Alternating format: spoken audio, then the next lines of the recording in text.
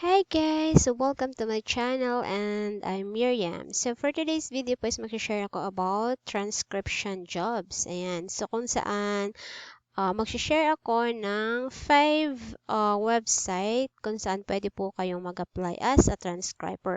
So as a transcriber, ang gagawin nyo lang po is ita-transcribe.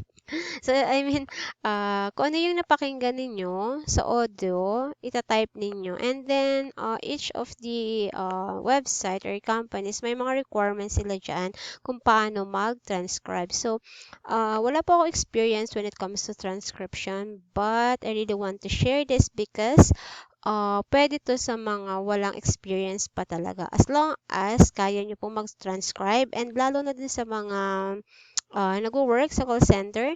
Kasi usually yung mga nagwo-work sa call center, ang kausap nila dyan daily or everyday is mga nasa ibang bansa, mga Americans, iba yung mga English speaker talaga, kung saan grabe yung mga accent, di ba? So, never ko pa po na-try ito, pero dun sa mga walang mga experience pa working at home, pwede nyo itong i-try. Kasi may mga nababasa ako dun sa mga FB page group na sinasalihan ko. Nag-start sila normally or nag-start talaga sila dito sa pagiging transcriber. And then later on, nag-upgrade ang skills. Ngayon, ang gagaling na nila talaga. So, actually, marami pang iba't ibang mga work at home na pwede nating pag-aralan. Lalo na ngayon na may pandemic tayo. So, anyway, mag-share ako ng 5 website. Ayan. So, the first one is Audio Transcription Center. Ayan.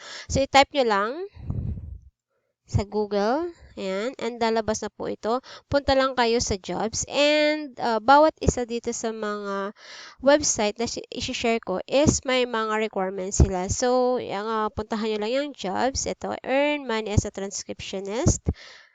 May mga requirements sila dito on how to apply. So, for this one, you just have to go to independent contractor as a freelance, syempre, no? Work as a transcriptionist. Ayan, di ba ayaw?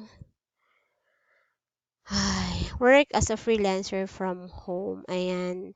So, ito yung mga requirements nila. Strong language, style, and punctuation skills. May mga ganyan. So, sabi ko nga, each of these company is may mga requirements na sila talaga. So, what you will need, ayan. So,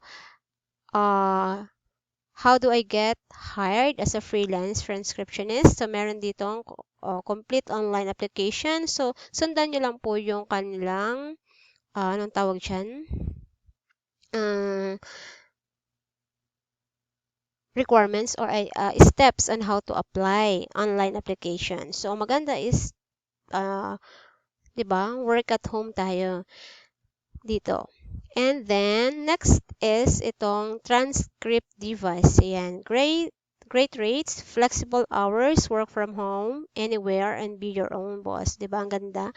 Flexible hours, itong pinaka nahanap ko sa lahat. Job seekers do not call, email, or live chat. So, matuto tayong magbasa ng instruction. Usually, maraming tawag doon, bumabagsak kasi hindi nagpa-follow ng instruction. So, ibaba nyo lang yan hanggang baba and makikita nyo yung application nila. Ayan. So, and then, upload nyo lang yung kinakailangan nila dito. Send us your resume. Ayan. And, sabi nga is, ayan. Marami pa hanggang baba. So, kailangan nyo siyang basahin until the end and then click here, submit application. So, you just have to follow the instruction on how to apply online. So, then apply for transcription job for today. So, basahin lang mabuti. So, next is itong tiger fish. So, again, dito, iba naman din yung kanilang requirements sa pag-apply. Meron ditong 3 files sa kung saan ita-transcript nyo dito. example, 25 minutes to transcribe. So, alin dito yung i-transcribe ninyo? Ayan. And then, tell us about your hanggang dulo, basahin bago mag-submit. So, meron ditong tatlong audio na kung saan kailangan yung sagutan or hindi sagutan, i-transcribe. And then, ito yung ipipaste nyo dito yung kung ano yung narinig ninyo. And then, at the end of this one, may mga kailangan din kayong sagutan, availability ninyo, and then, afterwards, submit nyo na. So, as simple as that, kung paano mag-apply. And make sure na pinakinggan nyo talagang mabuti yung mga tinatranscribe ninyo bago nyo ilagay dito. Ayan. So, yun naman sa tiger fish. Parang medyo madali dito. Never ko pa kasi na-try to, guys. So, next is, wait a minute. Ayan, so, ganun lang, maikli lang naman, no? Siguro medyo matatagalan lang kayo dito sa pag-transcribe. Kasi tatlong video to. Hindi ko din alam itong mga verbatim na sinasabi nila. Edited for clarity, verbatim. So, may mga ganun talaga eh. Pero, never ko pa kasing na-try. Kaya, hindi pa ako makapag-share sa inyo kung ano to. Ayan. Anyway, next is itong scribby.com.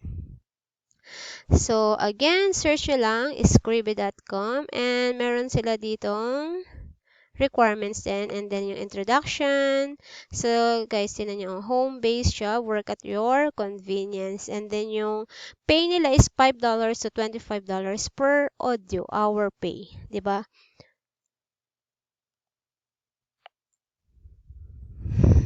Sorry.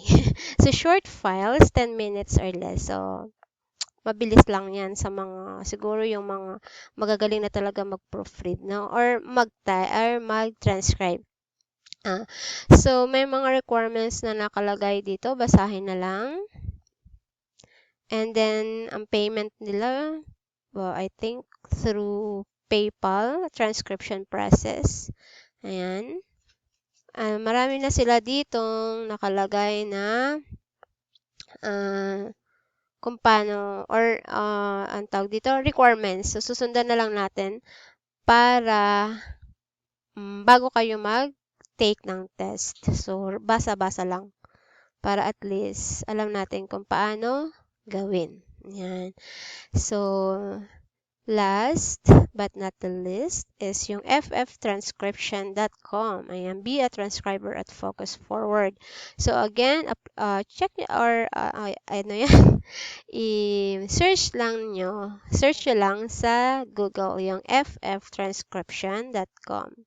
And then be a transcriber. So meron sila dito first steps to work from home. Ayan. Download, take test, upload completed test, and then after 48 hours, and So, as an independent contractor, you choose the days per weekend or so. Yun.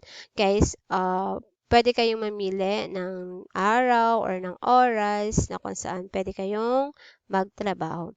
So, I guess for me, since kailangan dito tahimik talaga kasi kailangan mo pakinggan ng mabuti yung ita-transcribe mo. Habang nakikinig ka kasi nagtatype ka. Kung ano yung napakinggan mo, tinatype mo. So, I think para sa atin, during nighttime, yung tahimik na lang. Pero kung meron ka namang space para magtrabaho, or siguro bili ka ng ng headset na may noise cancelling. Yun, maganda yan. So, here, meron dito ang compensation na nakalagay, 0.40 per audio minute. Ayan. And with opportunities to participate in higher paying assignments. Yan, overtime. Na siguro habang tumataas din yung rate niya dito. So, to apply and see if you're qualified to be a transcriber, it only takes 4 steps. So, 4 steps lang daw kung paano, kung